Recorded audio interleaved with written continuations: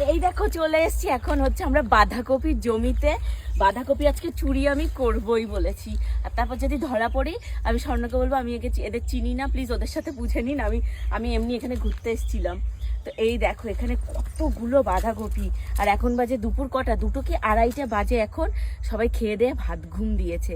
তাই স্বর্ণকে বলেছি, স্বর্ণ এখান থেকে আমি যে কটা পারবো, আমার যে কটা মন চাইবে গাড়ির মধ্যে তুলবো আর নিয়ে এখান থেকে পগার পাড়াবো।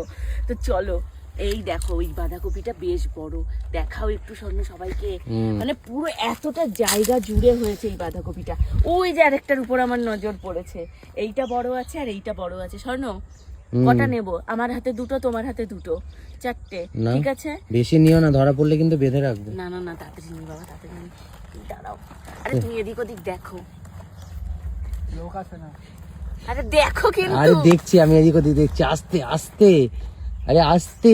পাচ্ছি না, আরে কাটার কিছু আনতে হতো। টেনে তোলো